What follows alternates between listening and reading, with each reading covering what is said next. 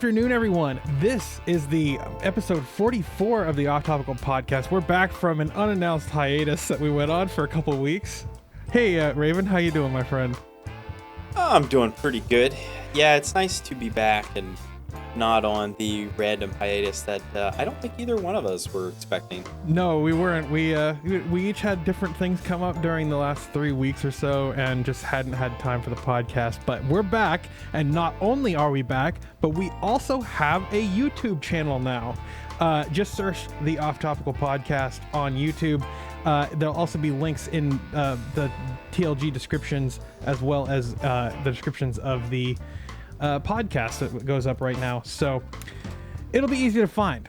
And if you want to check out the video version, head over to YouTube and check it out there.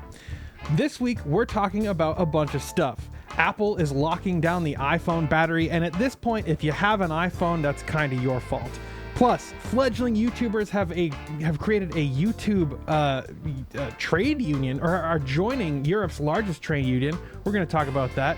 We have a bunch of stories that listeners have suggested this week. Thanks to everyone on Discord who suggested stories and helped write the show notes. So let's get to the show.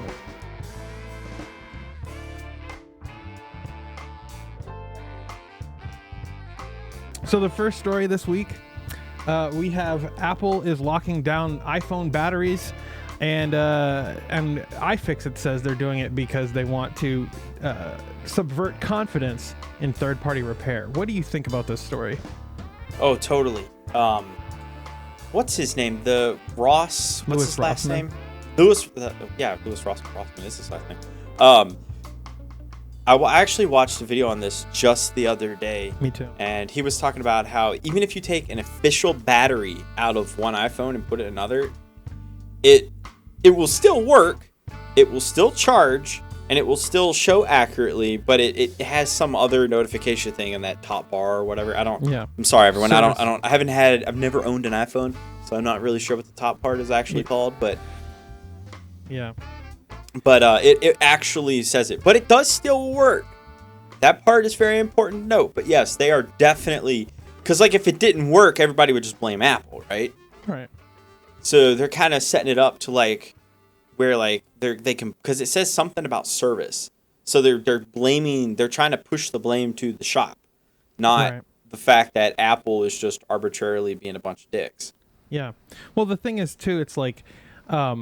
I dated this girl a couple years ago, and she had an iPhone, and the battery was all jacked up, right? And we live pretty far away from an iPhone repair, or an Apple store. That's what they call them. And I ended up having to go with her twice to the Apple store. It's a 2.5-hour drive, one direction. That's like 5 hours almost of driving just to replace her battery because she didn't want to have me or someone else do it for her. And it's like, all right, well, we're going to waste, 10 hours of our month going down to the iPhone store twice. You know what I'm saying? Like, it was ridiculous. So the fact that Apple already has a bunch of their fanboys and fan ladies inundated in their ways of independent against independent repair, I should say. That just makes me really upset that now they're doing stuff like this to really stick it to independent repair and to make people have even less confidence in the process of getting your stuff repaired on your own terms. It's so absolutely frustrating. The fact is, it is. They're like putting. It says, unable to verify this iPhone has a genuine Apple battery, even if it is a genuine Apple battery. And the only reason that they would do that is to subvert people's confidence in the likes of Lewis Rossman and iFixIt and independent repair. And that the moment that those people disappear, even if they kill those repair shops, except for maybe like iFixIt, because they pretty much are exclusively Apple, but like Lewis Rossman, he fixes anything that comes into the shop. It's just he's famous because Apple crap tends to be the most broken. Right, for sure. Which is funny, but anyway.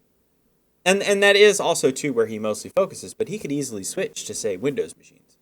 Like there's nothing stopping him from switching to Windows or Linux machines. I mean, he's smart enough to fix Apple's garbage. Fixing a Windows machine should be drastically easier for him. Right. So even if they do get rid of it, he'll still survive. But, I actually wonder because, it's kind of like you said, like, he's in New York. So there's like several Apple stores in New York. But, think about all the people that don't live in a major city. They need those third-party repair shops, even when they're official and all. How are they supposed to survive? Like, what? Is someone supposed to get on a plane and fly to the nearest major city to go to... Because the closest Apple store to me is an hour and a half away. Yeah. I mean, yeah, I live in a rural area, but, I mean, there's still like 250,000 people here. Right. I live in a town of like 50,000 people, I think, and it's like, if I have to travel to Portland, Maine, it takes me 2.5 hours, and that's a long drive, especially for someone who doesn't like driving. It's an hour drive to get to the nearest highway from me. That's how far away I am. Technically, that road that goes through your town is actually a it is actually a highway. I'm talking like an interstate, like I-90. Well, it technically isn't it an interstate? I mean, no. You just live so far out in the middle of civilization. They just didn't decide to make it. It's a main route, is what they call it. It's a route. Oh, okay. Is that what we're calling it now? Yeah. Okay. It's technically a highway, but I mean anything that like you can travel faster than 50 miles an hour on is a highway. Yeah. So basically, the closest one to me is in Richmond. And that's about an hour and a half away from me. There's actually 2 or 3 in Washington, D.C. Like, I'm going to drive all the way there for that. Right. So, yeah, there really isn't any others. There are a few that are closer, but they're third party, which is what they're killing. Yeah. So, and, I don't think with the insane costs, I don't think that third party, stores or repair shops are going to last much longer. Well, now, I'm hoping this right to repair movement goes through because that crap is just garbage. Like, if you spend $1,000 on a device, you should be able to fix it. Now, should the company be held liable if you screw it up? No. If you choose to fix it yourself and you mess it up, that should void your warranty. I feel like that's a fair trade-off. That's how it used to be. Yeah. But now, it's like, I mean, they literally seize packages from people. They abuse the copyright law system to seize packages from, like, Louis Rossmann. He bought stuff, and because he imported it into the U.S., they claim that he was violating U.S. copyright law because he was importing goods. So basically, Apple is saying they're the only ones allowed to ship an iPhone or parts. That's ridiculous. Yeah. That's just ridiculous. They have no right to do what they're doing. It is vastly and grossly overreaching the bounds of copyright law and intellectual property law, and they're abusing a loophole that no one's ever really abused, and I'm hoping that someone will sue them over that. Yeah. But he's taken them to court over it. I mean, because he's out $3,000 worth of product, and that's the thing too. Usually when someone violates your copyright law, you sue them and you bury them under the face of the planet and you just leave them there until they die, essentially. Right. But they're not doing that. They're just abusing it and then they drop it. They don't continue forward. And that right there to me is just, well, you are abusing it. Yeah, they know that they have no ground to stand in court. Yeah. But they have just enough to make customs, and you know how customs is. Yeah. Custom checks their little paperwork there, and it's like, okay, and then just signs off on it, and then it's up to you to defend yourself. Like, customs doesn't get involved. So it's essentially, and Apple doesn't care, if customs will hold on to that package for an interim amount of time before having it disposed. So he's having to fight them to fix it. And now it seems like they're going to restart the whole thing all over again. Yeah, there really should be legislation that not only like goes after Apple for doing stuff like this, but also companies like John Deere. I mean, I don't know how many farmers that you know in where you are, but I know a ton of farmers, and one of the reasons that they hate computers so much is because John Deere keeps screwing them with like they keep like installing like just having if they can't verify that a replacement part that you attach to your tractor was not OEM. genuine, then it just stops working completely because the computer won't function. And it's like that kind of stuff is why I have no faith in a digital first kind of world. Like, computers are good at one thing, and having computers that are like able to just prevent a piece of equipment like a combine tractor from working, guess what? That is freaking evil in my opinion. Oh man. Especially considering those things are not cheap either. They're not cheap, and if they have to wait for like a John Deere certified technician to come out into the field and repair their combine, then it will take days, and they can't afford to wait for that kind of stuff. They need to just hop off the combine if it stops working, fix it right there, right at that moment, and continue working. And it's like, if John Deere is allowed to do this kind of stuff, then it screws everyone. I've seen, I'll have to find it to you and send it to you later, but I've seen online where people are starting to rip apart their John Deeres and install like illegal, and I put that in quotes. Yeah. Because it's actually not illegal, but John Deere says it is, but take them to court over it already if you think it's legal. Yeah, like cracked versions of the software. Or... It's not even cracked. They're completely writing and overwriting it and putting on new software. Oh, cool. Like I did with my Nikon. Sort of, yeah. Nice. But you have to replace mechanical stuff as well, apparently. Like, it's not easy and it's not cheap, but the long term is you can actually use your damn machine. Right. Good for them. But I mean, yeah, but it's like not many have that technical prowess to do it. Right. So one, not all can do it, and two, it's not fully supported. It probably doesn't have as many features. Because I mean, I don't know, viewers listening, how much you actually know, but modern farming is very advanced and uses an enormous amount of computers to function. Like, if you ever see the inside of those like harvesters and everything, even their basic tractors. I mean, aside from the fact they have lovely AC, they're just like computer monitors everywhere. Like they have tons of them, and it helps them do almost everything, and it makes the job easier. Yeah. And John Deere's like, no. And on the one hand, I do sort of get it, right? Because from Apple, John Deere's standpoint, these farmers, these people that use their devices, they go out and they might get like a bad repair person, or they might do it themselves and they break it, and then they have a really pissed off, angry customer. But at the same time, that's when you pull out the lovely clause that you've had since forever that says, well, you didn't use an official person, and if that voids your warranty. See, I don't buy that argument at all. I feel like what they are doing is Apple and John Deere are in these niche markets, and they want to guarantee themselves future business. And so what they do is they lock their products down arbitrarily so that you have to go to them to service it. And that's what they're doing. It's not about what happens if third parties or the end user ends up breaking something and then they try and get it repaired. That's not it at all. That's their propaganda.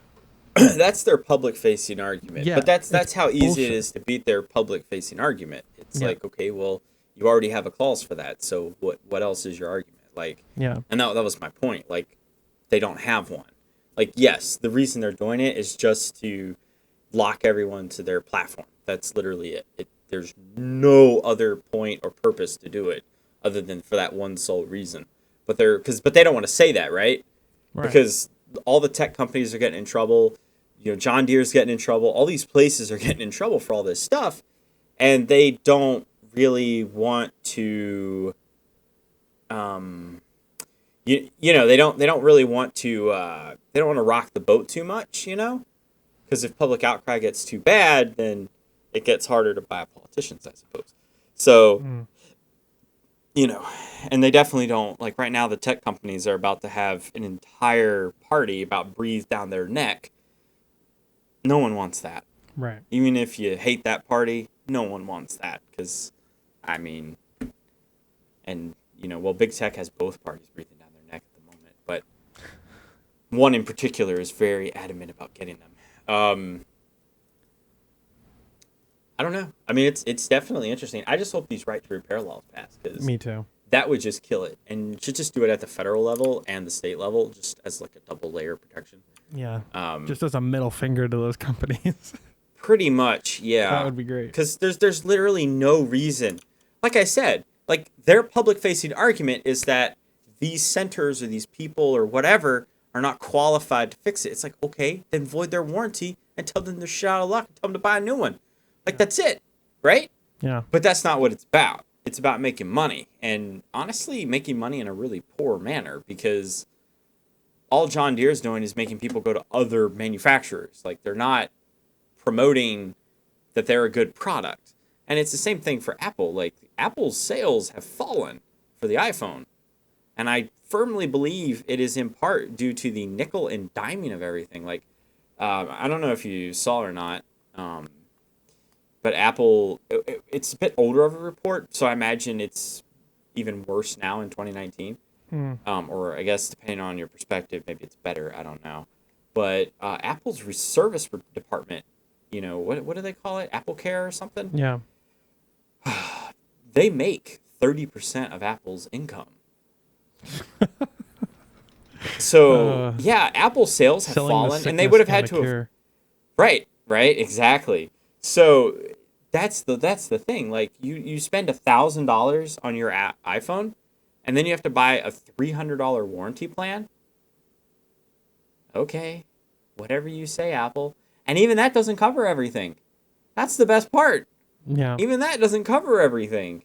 It doesn't recover everything. But that's just ridiculous. I think you get the $99 plan for free when you buy the phone. It's like bare minimum coverage. Right. It's just like, what? It's just ridiculous. It's just, you know what? It just makes me angry. Let's move on to the next one. It just infuriates me. Yeah. It's really dumb. What do you guys think? Do any of you guys have iPhones? Are you fans of Apple? Do you use Apple Care? Let us know in the show notes, forum.heavyelement.io. You can also hit us up on Twitter. I'm at the Linux Gamer, and he is at Raven67854.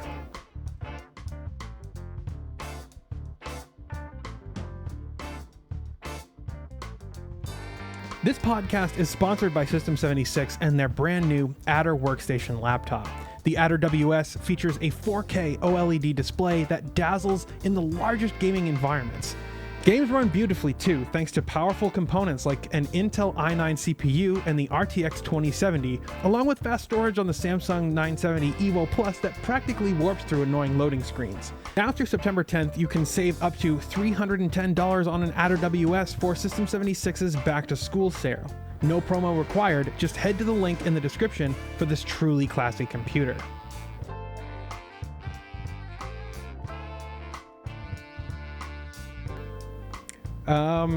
Nice. All right, next story.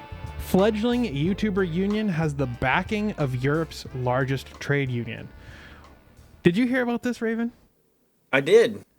I'm actually quite intrigued about this. It is interesting because what they're asking for, because it's weird, right? Because YouTubers really can't unionize, and let me finish before all of you get up in arms and try to stab me with a pitchfork here, because they don't really work for YouTube. So it's kind of weird. Like YouTube, even if they unionize, what I'm saying is YouTube could just ignore them and pretty much nothing would happen. Because what are they going to do? Leave YouTube? Like, well, and that's sort of the problem that they're in. And, you know, you're on YouTube. I used to be on YouTube. I actually got out of YouTube because at one time, I was making like $500-$600 a month off YouTube ads.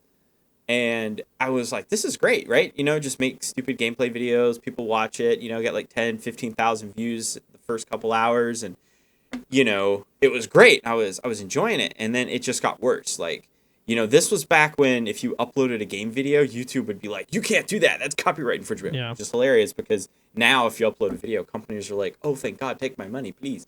Like, you know, because they want the exposure. But, you know, we go back to 2010, 2011, or 2009 when I started, it was a different field. So I got out of it because there was not enough money.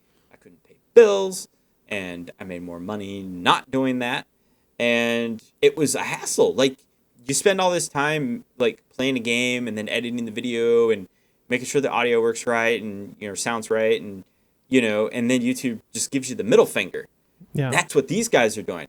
Now, they're doing it a little differently than me. They're actually trying to change it, but and I hope they do. Don't get me wrong. I really hope they do. Me too. Even having the backing of the largest European trading union, I don't think it'll help too much. Unless I think it might. Unless now there is one very thing they note, and if you read the CNBC article, and it is something that I never thought about, but it is a good point. YouTube classifies everyone as contractors / self-employed. Yeah. But YouTube handles everything. Like, you don't get to interact with the advertisers. You don't get to interact with anything. And honestly, too, the other thing to note is they're not really asking for anything other than transparency. Right. Like, if you go through and read it, they're just asking for transparency, which is hilarious because that's their only complaint. Like, that's it? Yeah. Like, that's your only complaint with the YouTube platform? Because that's their biggest complaint. Like, it mentions it numerous times in the article. But it is an interesting thing to note because, you know, here recently, YouTube's just been demonetizing everything. Yeah. And it's not because of copyright. It's because creating ad safe. What on earth is ad safe? You know what? There's not a single advertiser that gives a crap what its ad's on so long as they can blame someone else for it being there. Yeah. One thing they care about is exposure. Right. That's it. Like, don't get me wrong. Publicly, they will always say, yeah, we don't want to be on violent stuff. And what they're saying internally is, holy crap, that boosted sales. Yeah. Like, oh yeah. You know, they don't care. It's always very two-faced with that sort of stuff. Like, and YouTube is the perfect thing, right? Because they just kind of spit it out, and YouTube, in fairness, YouTube does try to target, but every now and again, you know, your ad will get injected somewhere else, and that's great for them, right? Plus, no one really cares about that stuff anyway. When was the last time you ever heard someone yell because, like, I don't know, an advertisement for a clothing line was on, like, a gameplay video? Never. Not once. No one cares, right? Because they just want to get to the video, so they just ignore the ad anyway. So, I don't know. But I'm hoping it brings transparency, because that is, you know, something like the one guy who makes crossbow videos. He's mentioned in the CNBC article. Yeah. Like, his videos are not advertiser friendly. Like, are you kidding me? It's a dude going out and talking about crossbows. Like, he's not stabbing people. He's not shooting people. He's not doing anything but, you know, talking about modern and ancient crossbows. It's basically a freaking History Channel lesson on crossbows. Right. And there's tons of ads on the History Channel, even with the crazy alien guy on. Yeah. It's like, come on. You're talking about not Yeah. advertiser friendly, that crazy alien guy. Yeah, his hair's all wild, but no, man, freaking Dove will advertise bar soap to, you know, the ends of the earth all day long. Yeah. Do you there. believe the earth is flat? Tune in Monday. You know, buy Yeah. this crap. That's their. They don't give a shit. No, they don't. But I don't know. The thing is, what I think about this is multifaceted. The first thing I thought is that what I feel like their demands are a good first start, right? Absolutely. Fairtube, They're not over demanding. Right. Fairtube's demands are pretty simple. They have 4 bullet points that are listed in the CNBC article. Transparency and decisions around demonetization, right? A direct line of communication to a company representative, which would be super duper handy because if you've ever had to dispute demonetization, you'll know they send you just form letters in an email. Yeah. And you can't even And then they just go, respond you're to them. denied. An independent board to resolve disputes between creators and YouTube, which would be super useful, and a YouTuber advisory board where creators can weigh in on company decisions. I feel like all 4 of those are super simple and easy concessions for YouTube to make. I feel like they don't want to budge on any of them because if they're transparent around what demonetization is, then people are going to be able to toe the line, and that YouTube doesn't want them to do that. Yeah, because they want to be able to ban stuff on one day and allow it the next day and then ban it again. Yeah. That's because that's basically what they're doing. For those of you who don't pay any attention or care about YouTube, Yeah. one day something will be perfectly fine, and then the next day it's not. Right. They YouTube makes more money by having a platform, by having a moving target, and by being able to like change what is and isn't monetizable on a whim. And so this would be wonderful if this passes, or if this becomes like a thing that happens. I would be willing to join FairTube because you know what, YouTube really doesn't deserve much love right now. No, and they haven't for even back in 2009 when I started. Yeah, I had to remember there for a second. Make sure I actually got it right earlier. Yeah, I joined YouTube earlier, but I became a YouTube partner in 2009. Yeah, exactly. Like they don't deserve anything. They've never been good to their content creators. Never. The only people they've been good to are people like PewDiePie. Right. And if you have 1 million plus, and now it's more like if you don't have 10 million plus, we don't care about you. Right. Or you don't, or you're not like bankrolled by a network. Yeah. Like freaking all the I don't think late night PewDiePie's part of a network anymore. Huh? PewDiePie's not. I'm not talking an MCN. Either. I'm talking like. Oh yes. Well, that's a whole nother ABC, beast CNBC. that they allow crap like that on there. Yeah. But they won't allow a crossbow guy to spend 30 minutes talking about how amazing this 500-year-old crossbow is. Stephen Colbert can spend like or not even Stephen Colbert, but like just like new. I when the shootings happened, and my heart goes out to everyone who was affected by that. There were monetized YouTube videos from ABC, NBC, CBS. Yep. They were all on the trending page on YouTube talking about the tragedy, and then Philip DeFranco can't monetize his videos, and I don't think he even tried with that one. Like, he didn't feel it was ethical, but guess who did? ABC, CBS, and NBC. Anyway, that's whatever. That's neither here nor there. This kind of stuff, though, like YouTube obviously plays favorites, and so if they have to if they have to be transparent about this, then they're going to have to be transparent about the fact that there are different sets of rules for people with money. But the other thing that I think is really nice about this is if YouTube budges on this, that emboldens FairTube to act in our best interest even further. And there's a lot more we want. The transparency is probably the biggest, but there's a lot more stuff that one could ask for. Like the next thing I would ask for is for YouTube to start charging people when they file a false copyright claim. Like charge them a few $1,000s, because U.S. law states that if someone files a copyright claim, you have to look into it, and if it's valid, you have to remove it. Yeah. U.S. law says nothing about you. Actually, I think there are clauses about penalizing people for filing a false copyright claim, and there are so many, especially from India, they just copyright everything. Everything, and it doesn't matter because YouTube never punishes them. And they'll hit like your video and then you get it removed, but they'll have it for a few days. Yeah. And they just do it. It's just a rolling target. Yeah. I think that's a great idea. If all these companies that have sprung up to file false, claims on copyrighted videos, if they had to pay like $10 a claim, guess what? Their business would dry up super quick.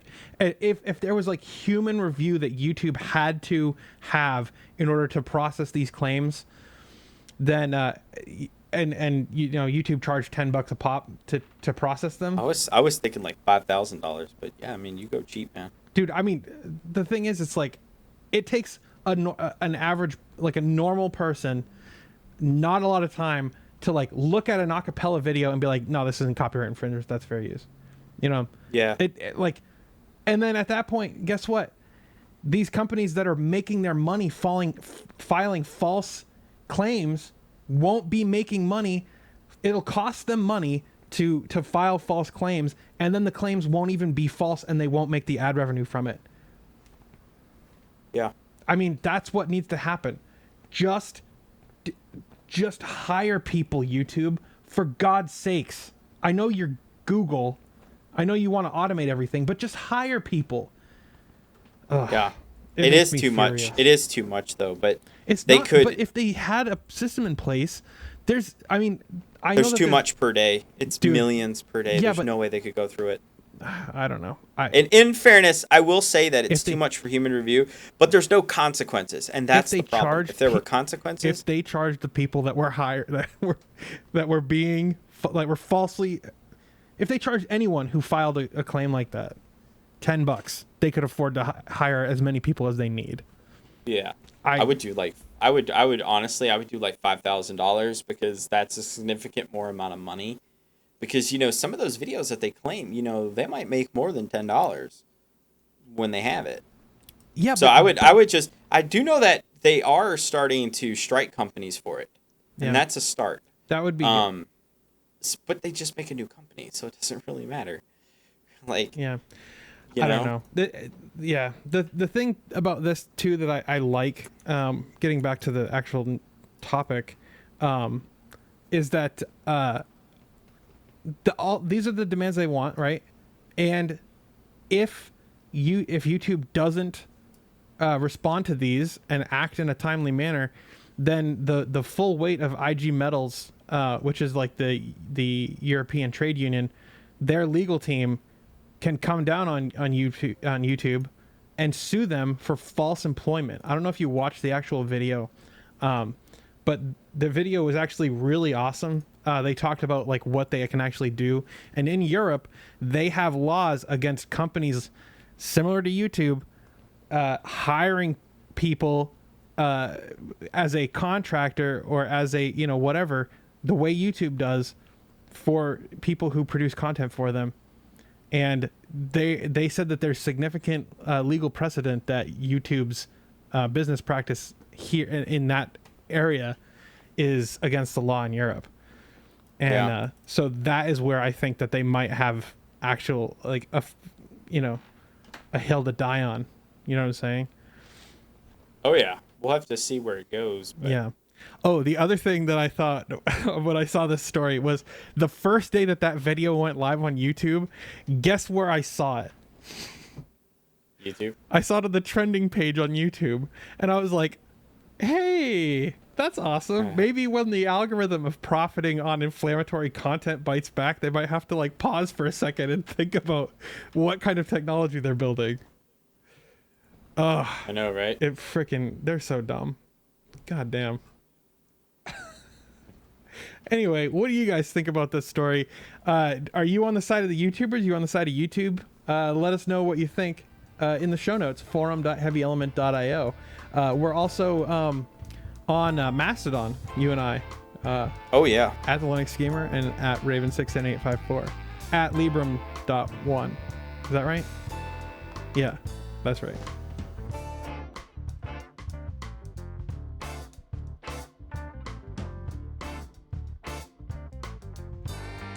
All right, Apple is being sued over humans reviewing the Siri recordings. This was one of your picks for this week's stories. Tell me what's going on with this story. So basically, and underneath this, you'll see Microsoft has also been caught doing this. Apple, Google, and Amazon, as we know, have humans and employees and contractors. I think they've all been caught at this point doing this. Their fancy schmancy AI that, you know, is supposed to learn from reading these conversations. Turns out that it's looking like a lot of that AI was actually just people, not AI. It wasn't AI, it was just I. Yeah. So basically, someone leaked that Apple Siri, people who worked as contractors for Apple Siri, isn't that incredible? One of the wealthiest companies in the world needs contractors to work on Siri. Isn't that weird? Yeah, they're probably paying them like $10 an hour. Yeah, one of the wealthiest companies in the world hiring people to actually do work. What the hell is that about? Yeah, I mean, it's cool if they want to hire them to do a job. Yeah. But it's like, you know, because you know, as well as I do, you know, Apple loves to campaign, paying people fair wage and all that stuff. And then they go out and find the cheapest contractor they can find, naturally, to, you know, do this. So I just wanted to poke a stab at them there for a moment. But back to the real topic at hand. So basically, these contractors have been listening to people from everything from when people are having sex to buying drugs to doing their taxes, pretty much anything. Does anyone know that they're doing this? Nope, because you don't even have to be activating the Siri. It just has to, the phone has to be on, basically. Yeah. If the phone's on, they can listen in. Yeah, Apple, how's that? We're super secure and no one can interact with any of our data through the iCloud or Siri. How's that working out for you? Don't you remember they said that? Oh, remember? Yeah. You remember that? I remember that. I remember that. I remember. No. Yeah. Screw you, Apple. Oh, Apple it's sucks. Infuriating. And then, because I mean, it's everything, right? They can grab almost everything you do with Siri. Yeah. I don't really know what that means specifically, but because they don't fully say. So I don't think like they can read your text messages. But like, if you're like using that voice to talk or whatever, they can grab that. Yeah. Yeah, just grab everything. They can also grab your location data. Oh, yeah. That's awesome. Well, some of these... So Apple said that these recordings were stripped of personally identifiable data, but some of the reports coming out of this say that some of this data that they see has location data. Yeah, and plus you could say your name. Yeah, like right. We talk and we have normal conversations. Usually our cell phones are near us. I mean, you could easily piece it together. It's not like humans are that dumb. Right. So it's just all it takes is one very, very nefarious employee, like the guy from, was it Chase? Remember? Yeah. Recently, was it Chase? Yeah. Which bank was it? I think it was Visa? Chase. MasterCard? I can't remember. I Doesn't don't really remember, matter. but yeah. They stole a crap ton of money. It Capital only takes One. one. It was Capital One. That's right. It was Capital One. I knew it started with a C. Yeah. Yeah, they stole a lot of money. A lot of money. And a lot of personal information. Yep. Yeah, so, you can't just be like, well, it's just a contractor. Yeah, well, it only takes one person to screw the whole thing up. And further on that, the NSA's PRISM thing wasn't collecting phone call recordings. It was just collecting metadata. There's a lot that you can learn about someone just through metadata. Doesn't even have to be personally identifiable metadata.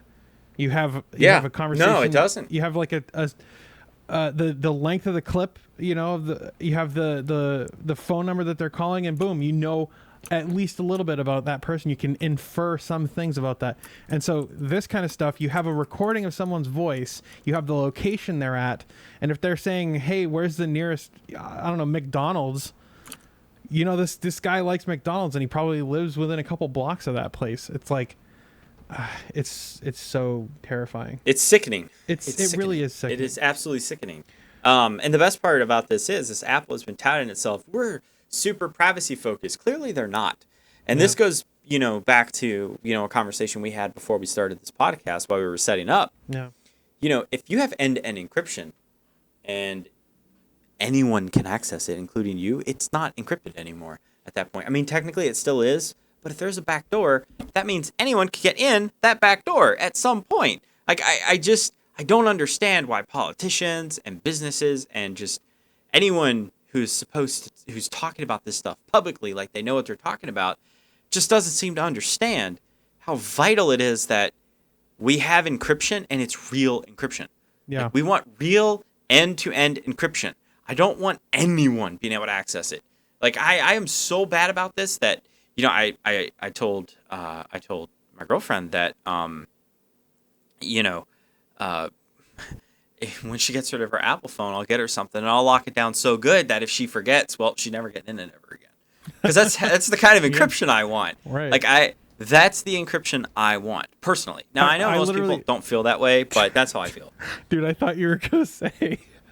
I told my girlfriend that when she gets a phone that I can actually encrypt, I'll send her nudes, and I'm like, I was like, yeah, that's how I feel. Oh, it's great, right? Speaking of that, we'll go off a little off topic. We'll get a little personal here. Sometimes she's asked me to send her certain pictures, not nudes or anything like that, right? But just like pictures, and I'm like, no. And she's like, why? I'm like, it's not encrypted. Yeah. And she's like, why does that matter? I'm like, because it's not encrypted. And she's like, I just want to see the milk. I'm sorry, it's not encrypted. Like, I'm not sending you anything if it's not encrypted. And that's literally how I am. And I know it aggravates the living hell out of her, but I don't care. Yeah. Yeah, people ask me a lot of the time, like, if I know what you look like. I've seen one picture of you. Yeah, and you'll never get any more. That was like the one time. I feel dirty for doing it. I don't even know if that's actually a picture of you or not. I have to scrub myself after I was done because I felt so bad exposing myself to the world. Yeah, you had to get a belt and whip myself. Yeah, you had to like lose 20 pounds and dye your hair and grow a mustache. Yep, and then shave it and then grow another one. Yeah, you know, it's a great like false data. Yeah, but that's how it should be. Yeah, maybe not as extreme as I am, but that's how people should think about encryption, because that's the thing. It's like you said with metadata. You don't need much to piece stuff together.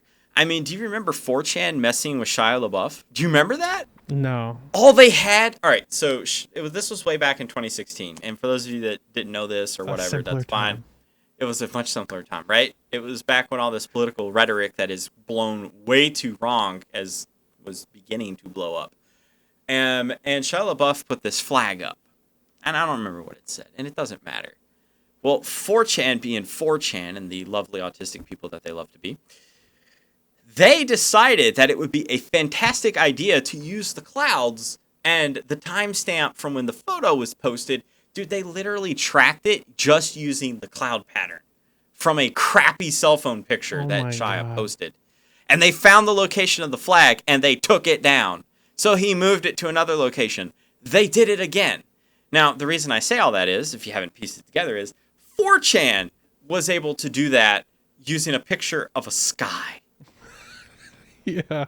4chan was able to do that. Now, imagine what a government can do, hiring a bunch of very intelligent people. And make no mistake, most of those people are extremely intelligent. They're not stupid. We love to joke about how stupid the government is, but a lot of those people working in those centers and areas, they're not actually that dumb.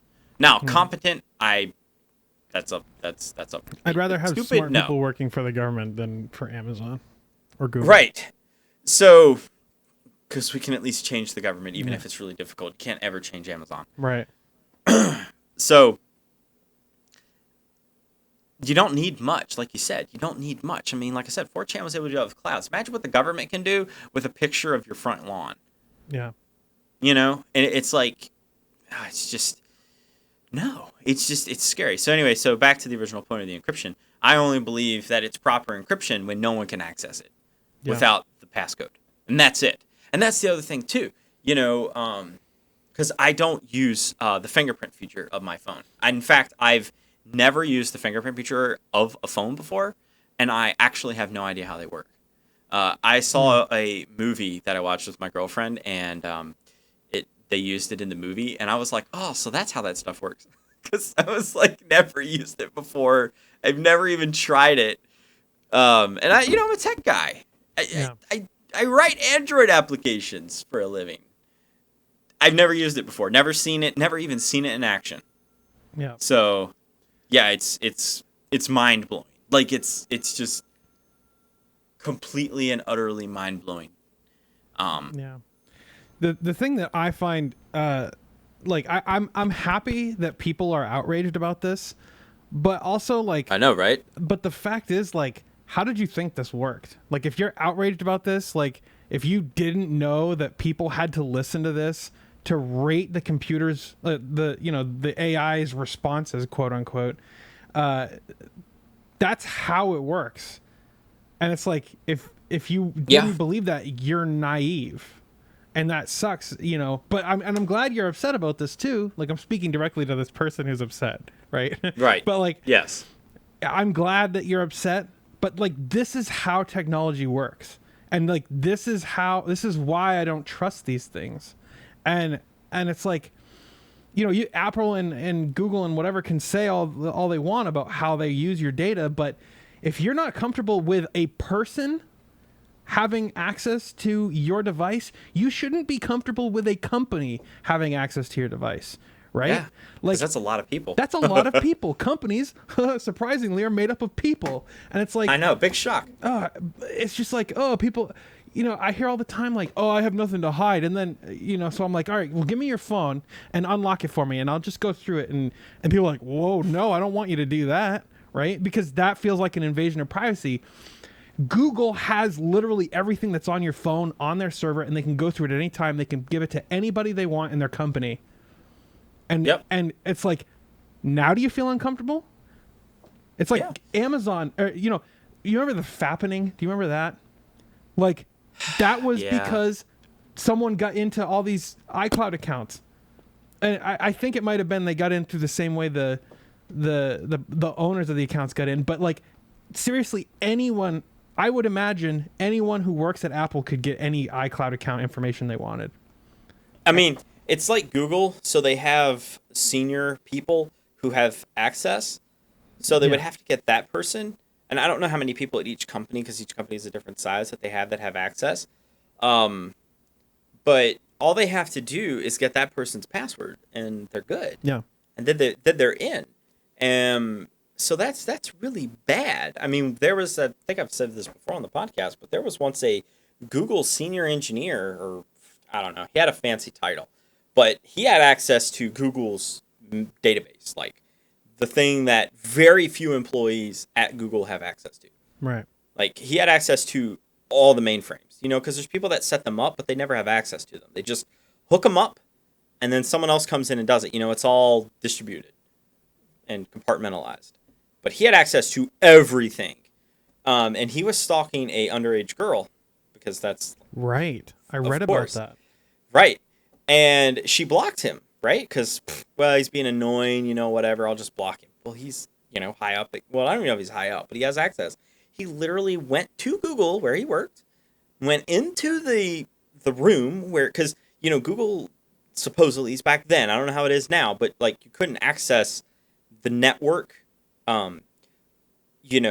externally. You had to go to one of the data centers to access it. He literally went to a terminal, accessed it, found her, and unblocked himself. Oh my God.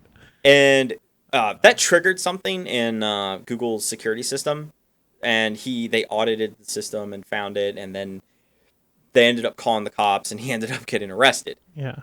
I don't know if Google works that way anymore, because, they took down the do no evil thing, so they might not work that way anymore. I don't know. Right. Maybe they do, maybe they don't. I have no idea. I can't speak for them. They'll have to do that themselves. And yeah, it's just, but my point, I guess, to saying all that is it's like you said, like, someone could do it, and what if, someone was, really bad, and they just dumped it to everyone in the company? Yeah. Or dumped it on the internet, or whatever. But yeah, so, and the thing is, too, is like a lot of these assistants don't need internet to actually function. They do that because they use that data to sell. They sell the data. But they actually really, a lot of those systems like Google's Assistant and Apple's Siri and Microsoft's Cortana have been proven time and time again that they function just fine without internet. Mm. Now, some of the features won't work. Like, if you tell them to search the web or look up something or whatever, that stuff is obviously not going to work. But if you're using them to search your computer or type out, like voice, like, they really don't need internet in order to do voice to text. They don't need internet for that. Right. I always find it funny when, like, if you're using like GPS directions or something and you lose like 4G signal, the voice changes. It sounds more robotic. And part of me, like the skeptic, like the cynic in me, is like, they really don't have to do that. You know what I'm saying? Like, the phone is perfectly capable of generating like a nice sounding human voice. They just do. I feel like that's just theater, right? It is. Yeah. Ugh, it's disgusting. Anyway, in other corporations are spying on you news, Microsoft. It's been revealed that Microsoft contractors are eavesdropping on not only Cortana requests, but on your frickin' Skype calls. You put this in the doc. Tell me about this. Tell me more about this. It's literally the exact same thing as Apple. Microsoft hired contractors. Contractors can connect in on your Skype calls. So they've seen people, having sex, doing drug deals, pretty much everything that Siri caught. Yeah. But don't worry, Skype is super secure. Oh, yeah, I'm sure. Yeah, only our contractors can see you. It's so and gross. it's funny because it's like they're like, well, it's only for the AI powered translation service. Well, why do you need people? Yeah. Well, You know, it's funny, right? Because when NVIDIA trains its AI to drive, they just set it up to feed it images and videos and stuff, and they just kind of leave it and let it do its thing and run its simulations and learn. Like, what? You know what it is? It's because they don't have the AI.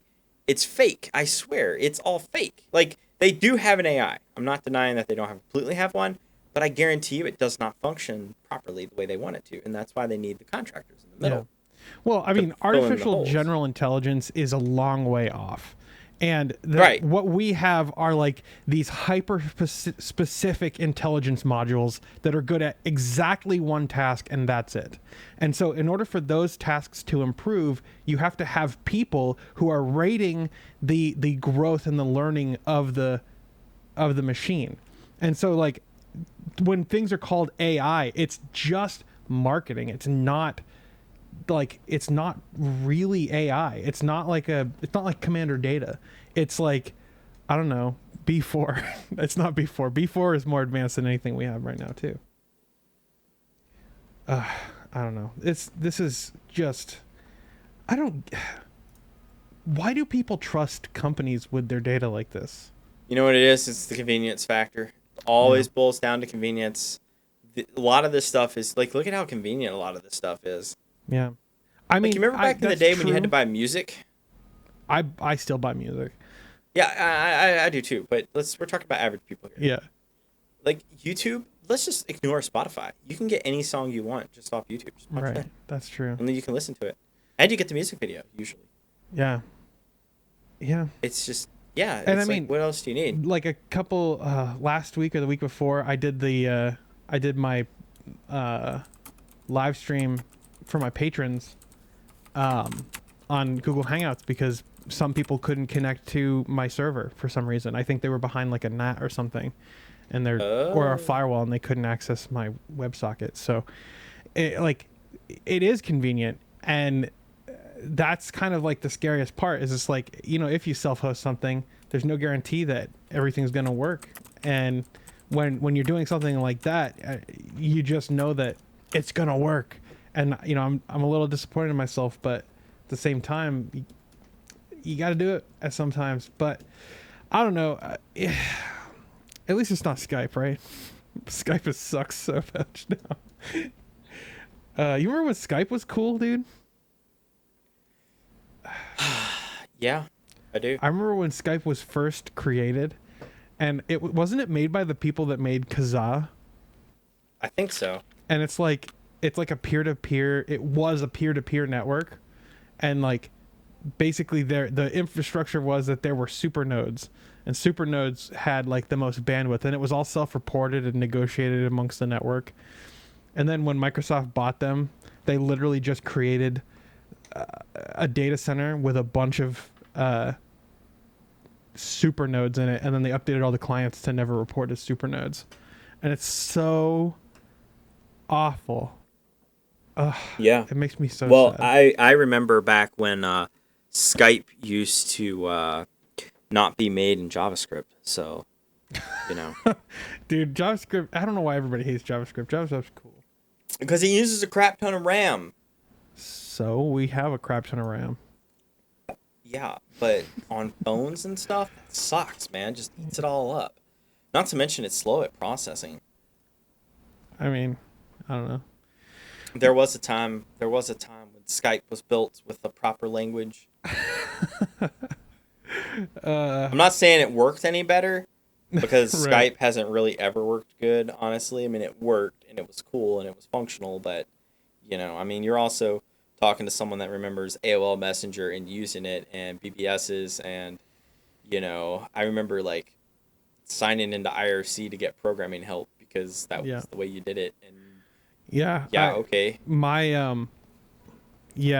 I remember AOL Instant Messenger. Remember all the Flash/Java applet chat rooms that used to exist on the internet that you would go to websites for? I do remember that. Talk about stuff? Yeah, man. Oh, yeah. Yeah. When I was in high school, I was homeschooled, and I had I had a project that I had to do, and it was like one of the only like projects that got assigned to me. Like my parents didn't do anything for my schooling. Like I basically decided my whole curriculum, but my dad at one point was like, I want you to build a chat room in Flash. And I'm like, okay. And I did, and I was like really proud of myself. It was cool. Yeah. That is really cool. ActionScript was the first programming language I learned. You know, I used to like making small little games in Flash. Yeah. Because it was cool to like, you know, play it, and you could just throw it in the browser and just play it. Yep. ActionScript was weird. Flash was never meant for making games, but people did it, and it was weird. Yep. What do you guys think about Skype and Flash-based, you know, these antique Flash-based chat rooms? Let us know in the show notes, forum.heavyelement.io. You can also check out the show on YouTube. Don't have a vanity URL yet, but just search for the Off Topical Podcast. Yep. Or click the link below. Or click the link in the description of this video, in this whatever it is, podcast. Yeah, that way.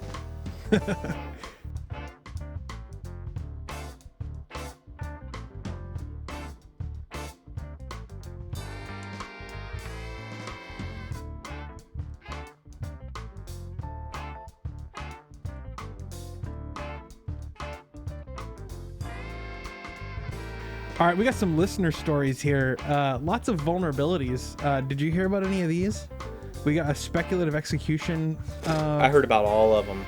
I didn't. I actually only heard about the Spectre version 2 or whatever, variant 1 as they're calling it. I do love that there's a brand new Spectre. We don't really have to talk about that one too much in detail. It kind of works the same way as the other Spectre did. Yeah, and they've already started patching it. This one was reported properly. Yeah. You know, it's basically patched from the get-go as soon as they announced it, which is great. Yeah. And then you have the 0-day escalation exploit found in the Steam client on Windows. Yeah. And I don't even blame Steam for this one specifically. I also blame Windows for this because it's stupid that they're even allowed to do that in the first place. Yeah. But Valve is apparently working on it, and again, someone reported it 45 days before it was like. People need to understand. I get that you found an exploit and you're really excited and you want to share it with the world. Don't share it with the people that need to know, and that's fine. You know, they're going to give you credit for it. They really will. Yeah. I promise. But don't. Now, if they take longer than 90 days, you have a picnic. You enjoy yourself. If they don't do anything within 90 days, like they might need more time, give them that more time. Don't be a dick about it because, you know, people's finances and other stuff are dependent on this sort of stuff. So don't be a dick. Now, since most of us are Linux users who listen to this podcast, this exploit is nothing but hilarious for us because we don't have a Windows registry. So, just that little tidbit.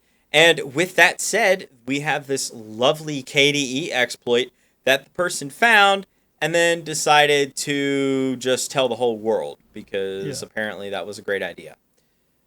And so KDE basically had to drop everything and work on it as fast as they could to patch it. And I'm really impressed by the KDE community for freaking out and then being like, we need to fix this. Yeah. However, the person who dropped it, what was his name? I don't remember. I'm not really... Zero Pawn? Yeah. Yeah. You call yourself a security expert, but you dropped it the day of that you found it, and I'm not a fan of you doing that. Yeah. I mean, his reasoning is that he's talked about it before. That's great, don't care, but you potentially exposed a bunch of people running KDE to really nasty stuff, and I don't appreciate that. Wow. So when a .desktop or .directory file is instantiated, it unsafely evaluates environment variables and shell expansions using kconfig private expand string via the kconfig group read entry function.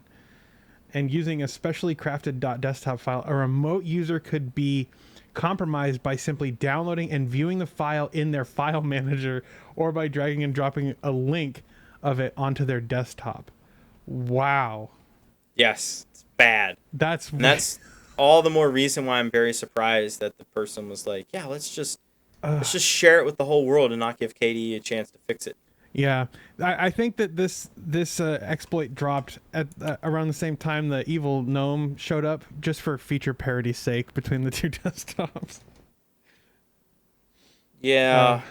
No, it's that bad. sucks. I can't believe someone would disclose something like that. I mean, seriously, if you find a vulnerability, responsibly disclose it so that it can be patched before people in the wild can be exploited by the problem. Like, responsibly disclose, please. Yeah, I mean, I'm cool. Like, people want to disclose it, and if they just take forever and keep dragging their feet, 90 days or 180 days pass, however long you feel. For me, it'd be 90 days. I would go public because that's the only way to force them. Right. That's sometimes that's how people get Microsoft to fix bugs. Yeah. Microsoft has gone 10 plus years not fixing exploits.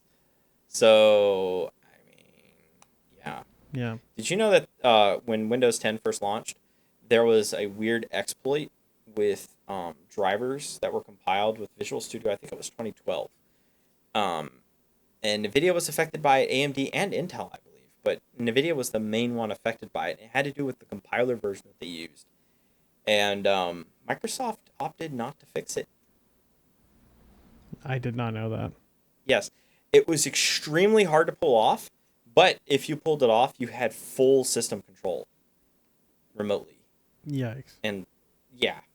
And locally. And you could do it from a non-admin account as well. It was tough to pull off, don't get me wrong.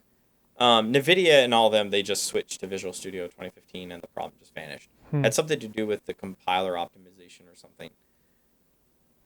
Weird. I mean, granted, it didn't affect people. No one was ever affected by it. But it's just weird Microsoft's stance of, we're not going to fix that. Because as much as people love to crap on the Linux community, if an exploit is made public, we don't leave it there. Right. No matter what it costs, we don't leave it there. I've never seen. I mean, can you think of any instance where we've just been like, nah, we're not gonna fix it? No. Yeah, I haven't either. But in the Microsoft world, that's a very common problem. I'm sure somebody will think of something, but it's not common. If it's not common, and I understand in that particular instance, Microsoft deemed it like practically impossible to do remotely. Not impossible, but practically impossible. It's a good choice of words there. Yeah. So, and like I said, NVIDIA and all of them, they fixed it. They just moved to a new compiler version, recompiled, and pushed out the patch, and poof, it disappeared. Yeah. But it's remarkable that Microsoft was just like, eh. Like, what? Right. I mean, it technically it is an exploit that NVIDIA did, but it's because of your compiler and the way your operating system works. NVIDIA didn't do anything except roll up to a new version. So, anyway, I mean, it's a moot point now because it's 2019 and they don't use that compiler anymore. So it really doesn't matter. But the fact that it was there for a while and no one knew, and then when it was known, they were just like, eh. Yeah. That's bothersome. Yeah. What do you guys think? Are there any exploits that Linux has just kind of left on the table? I don't think so. Open source world, I don't know. That doesn't really happen. Let us know in the show notes, forum.heavyelement.io. All right, you want to get, I don't really care about the GNOME software thing. Do you care about that? Oh, we get the Linux drops floppy drive support. Yep. All right, let's do that. So people have been asking us about this one, Raven. What do we think about Linux dropping actual floppy drive support? What do you think about this? I love DOS. I have my 486 machine. I love to talk about it. You love to pretend that I don't talk about it. I don't care. I don't use I have no drives hooked up to this machine. My monster rig of a machine has exactly 0 drives. Really? Yeah. Can you believe that? I have a You know Blu-ray why? drive in Dargo because I Yeah, rip Blu-rays. I don't have any of that. I don't use it, and honestly, I can't think of a single instance where a floppy could be used where you couldn't just use a USB thumb drive. Mm. Because let me tell you something. I bought a lot of floppies for my 486, and I've recently just bought more because I found a sale. Let me tell you something. I maybe got 25, maybe, and you know what? Hang on. I will tell you specifically how many, because it's like 1.44 if I remember correctly for floppies. This is going to be great. I bought 25 floppies for a whopping total of 36 megabytes of storage with all of them combined for like, gosh, like $20. Like Wow. floppies are expensive. Yeah. Floppies are expensive. For that amount of money, I could have bought like a 16 gigabyte thumb drive, maybe even a 32, depending on the brand. Yeah. So no, I don't. I just don't care. Like I do understand that Linux people tend to have a hard time letting go of hardware, and I understand that. Yeah. Like I was totally against Ubuntu killing 32-bit library support because that's just moronic. Yeah. But this is like, what do I use a floppy for? So here's what am I using a floppy for? right. Here's my take. If you have a machine that is old enough to have a floppy drive in it that still works, you're not going to be running kernel version 5 point whatever. You're going to be running like 2 point something or earlier. Like this isn't going to affect people who are running old versions of the kernel, obviously, and you're still going to be able to use USB based floppy drives. So this is not. I don't think this is going to affect a lot of people, and I think that they're probably correct in doing this. Modern computers don't even have like floppy drive controllers on the motherboard. Yeah.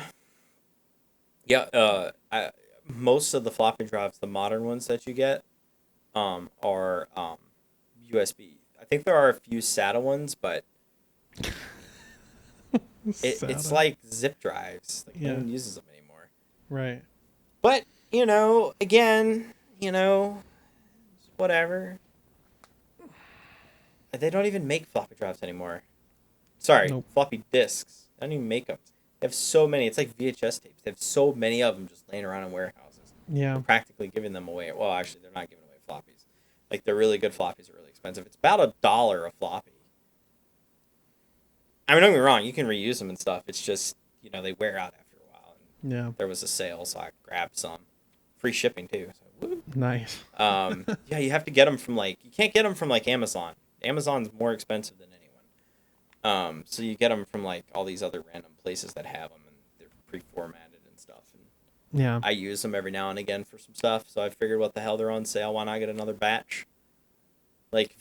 Don't get them now. I might not ever get them again. So Right. So yeah, for this, I don't see it's a problem. I'm surprised that anyone sees it as a problem. Yeah. I really don't think it's a problem at all. Like there's still going to be the USB controller in the kernel, so this isn't going to be much of an issue. And if it is, you can use the previous version with the LTS support. So that's all I got to say about that. The other story that people wanted to talk about was Harmony OS, which is Huawei's open source operating system. Personally, I won't touch anything created by the Chinese government. Yeah, I won't either. And I know people are going to attack us and be like, that's not the Chinese government. If you're a major corporation in China, the Chinese government owns you. Oh yeah. Or you work with them. Your success is predicated on their approval of your success. Yeah, and so let's just ignore the Chinese aspect and let's just look at the actual system itself. It has one abstraction layer instead of 4 compared to Android, apparently. I read that in an article today. And the next great thing about it, I know I said next great thing. What kind of contradictory bullcrap is that? can't root any phone with Harmony OS installed. They won't work. Wait, say that again? You cannot root any phone with Harmony OS installed. They won't work. Interesting. Now, their phones are famous for being filled with, I call it malware/spyware. Other people call it applications, but I don't care. Yeah, like they're famous TikTok for it. And FaceApp. Yeah, and WhatsApp. That's the Chinese one, right? Or is it WeChat? WeChat. Okay, WeChat. WhatsApp whatever. is Facebook. Well, it's also spyware. Whatever. Yeah. See, I wasn't too far off. So they're famous for including crap like that. Now you won't even be able to remove it. You won't have a choice in the matter. And they're like, it runs so much faster. I was like, yeah, because you don't have any abstraction at all. And I'm sitting there thinking, why don't they have any abstraction? Probably because it makes it a lot easier to spy on what users are doing. Well, I would think if you're running bytecode, that's actually probably easier to spy on, don't you think? Well, like they have like Android has like multi-layered sandboxing and other features. Harmony OS got rid of all that. I see. I don't. Yeah. I'm not like super privy to the Java world, so. Well, I don't think they use Java, but that's fine. It's like Java. No. I mean Harmony OS. I don't think they're supporting Java. No, I don't think they're. Like, yeah. No, I mean like it's a little bit of like the operating system itself, like will sandbox applications. Like Android does that. It's not just the JVM that's also sandboxed, which is easy to punch through because it's Java. So yeah, it's absolutely crazy to me, and they're talking about how great it is, and the only thing I can say is whatever. Yeah, I think they're going to have an issue with multiple architectures. I mean, how are they going to get around different CPU architectures running the OS? Are they just not going to use different architectures? I mean that part's not too big of an issue. I think the bigger problem, because like they're a big company, so they can hire enough people to support it, and they're focusing on ARM anyway, and so they probably definitely have support for that. But my big problem with it is like it's also the ecosystem. They cannot use anything from Android, right? So they have to rebuild from the ground up, and I know they've been planning this for a while, but Trump's tariffs forced their hand. I don't think it's ready. No. I mean, I think they're just desperate because, he just cut like one of their major, income revenues just away. So, and that's the thing too, like, even if they make these phones, they're only really going to be available in China. Right. And maybe Japan. And, I don't think anybody in Japan wants Chinese stuff either. No. People can say whatever they want. I don't trust the Chinese government. I have nothing against people from China. I don't know if you've ever met anyone from China, but for the most part, they're pretty great. But the government, no. Dictatorships tend to not be very good. Yeah, I dated a girl, 100% a Chinese girl when I was in high school. Yeah. They're fine. Or I guess for some reason people tend to. School, but whatever. Not fair enough. No, sometimes people tend to be like, oh, you don't like China? Well, clearly it means you hate the people. It's like, no, it's usually always talking about the government when you don't like a country. Yeah. Not the people. Usually the people are not the reason that it's crappy.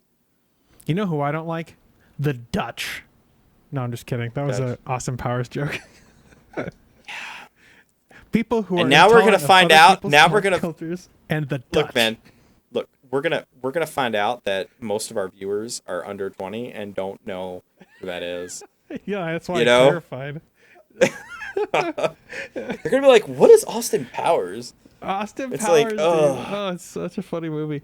What's his name? Michael Caine is Austin Powers' dad, and he's like, "There are two things that I don't like in this world.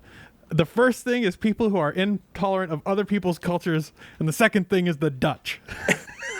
Yeah. It's so stupid. Anyway, all right. I think that's a sign that we have run out of stuff to talk about, my friend. A sign of stuff to talk about, please. This is the Off Topic podcast. We'll start talking about woodworking. Right. Oh, man. It's good to be back, my friend. It is. It is very good to be back. I'm glad I didn't have to do this by myself either, because it's always like a 10-minute show when I do it by myself. Yeah. And in other news, they've released a new operating system. And Linux has dropped floppy support. Good night. Yeah, basically. Now we know why news anchors always have two. Yep, absolutely. So we have a couple things that just a couple housekeeping points. Follow us on YouTube. We're gonna be just look at the link in the description of this podcast. And there you go. We're also what was it? What was the other thing? Oh, want to say thank you to our sponsor for the giveaway that's going on, System 76 and Samsung. They are sponsoring the show. So if you want to head over to giveaway.heavyelement.io and use the tokens that I'm about to read to you, D4X DHA5 and U14EZOY. Those two codes are going to get you 2 entries in the Off Topical podcast. In the Adder Workstation laptop giveaway. It's going to be cool. Yes. And I am very tempted to get one of those laptops. I just don't need one, but I'm gonna get one. Yeah, dude. Holy crap, that thing is so nice. Oh man. Yes. Sorry, I'm like documenting that I just used those codes. All right. So yes, use the codes and sign up for the giveaway, and it's gonna be cool. And have fun and good luck.